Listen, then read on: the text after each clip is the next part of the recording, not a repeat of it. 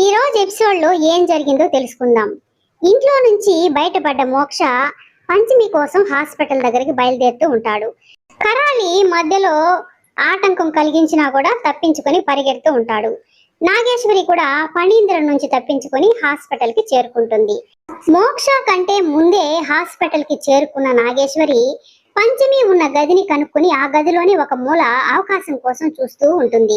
Doctor ఏమో పంచమికి abortion చేయడానికి సిద్ధపడుతూ ఉంటే అంతలో ఒక నర్సు వచ్చి ఎమర్జెన్సీ కేసు వచ్చిందని, ఆ పేషెంట్ కి కడుపులో బిడ్డ అడ్డం తిరిగింది, అర్జెంటుగా ఆపరేషన్ చేయాలి అని చెప్పడంతో డాక్టర్ పంచమిని ఆ గదిలోనే వదిలేసి గబగబా వెళ్ళిపోతుంది. ఇదే అవకాశంగా భావించిన నాగేశ్వరి పంచమి దగ్గరికి వచ్చి అసలు విషయాన్ని చెప్తుంది. ఈ విషయం చెప్పకూడదు అనుకున్నాను, కానీ తప్పనిసరి పరిస్థితులతో చెప్పాల్సి వస్తుంది. నీ కడుపులో పెరిగేది ఎవరో కాదు, నీ తల్లి విశాలాక్షి. మోక్షకి ప్రాణగండం ఏర్పడినప్పుడు మహారాణి ఆత్మ నాకు కనిపించి నీ గర్భంలో ప్రవేశపెట్టమని అడగడంతో నేనే నీ తల్లి ఆత్మను నీ గర్భంలో ప్రవేశపెట్టాను. ఎందుకంటే నువ్విప్పుడు నాగకన్యవి కాదు, గర్భవతివైన నువ్వు నాగలోకం వెళ్లే అవకాశం లేదు. నిన్ను యువరాణిగా నాగలోకానికి తీసుకువెళ్ళాలి అని ఆశపడుతున్న నాగలోకానికి నిరాశను మిగిల్చావు. శాశ్వతంగా నాగలోకానికి రాణి లేకపోవడం చాలా పెద్ద ప్రమాదం. నాగజాతి మనుగడకే ముప్పు వాటిల్లుతుంది పంచమి. అందుకే అలాంటి ప్రమాదం జరగకూడదని మహారాణి విశాలాక్షి నీ కడుపున నాగ అంశతో జన్మించాలని సిద్ధపడింది.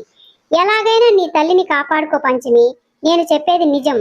నీ కడుపులో బిడ్డ పెరగడం వల్ల మోక్షకి ఎలాంటి ప్రమాదము లేదు. కరాళి తన మాయతో గురువు గారిలో ప్రవేశించి తనే అలా చెప్పింది. గురువు గారి స్వయంగా చెప్పడంతో మోక్ష కుటుంబం ఆ మాటల్ని బలంగా నమ్మి నీ కడుపులో బిడ్డని చంపాలనుకుంటున్నారు పంచమి. నేను చెప్పేది నిజం, నా మీద ఒట్టేసి చెప్తున్నాను.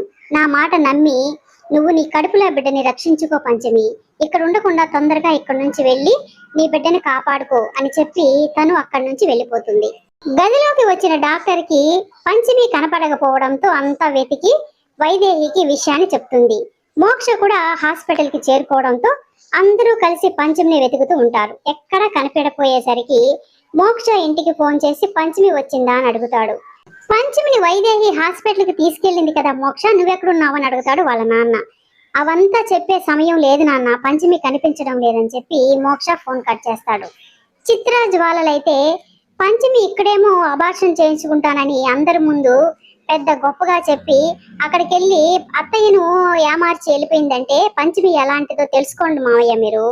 గురువు గారు మోక్ష ప్రాణాలకి ప్రమాదం అని చెప్పినా కూడా పట్టించుకోలేదంటే మోక్ష చనిపోయినా పర్వాలేదనుకుంటుందేమో అని చెప్తారు. బామ్మ అయితే వాళ్ళని తిడుతుంది.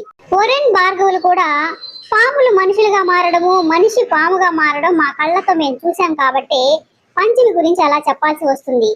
మీరు చూడలేదు కాబట్టి పంచమి పాము అని చెప్తుంటే మీరు నమ్మడం లేదని వాళ్ళు కూడా చెప్తారు. అంతలో వైదేహి ఒక్కటే ఇంటికి రావడంతో పంచమి కనిపించలేదా, నువ్వు ఒకటే వచ్చావేంటి అని ఇంట్లో వాళ్ళు అడుగుతారు. నా కళ్ళు కప్పి డాక్టర్ కళ్ళు కప్పి చివరి నిమిషంలో పారిపోయింది అని చెప్తూ ఉంటుంది. రఘురామ్ అయితే వైదేహిని తిడుతూ ఉంటాడు.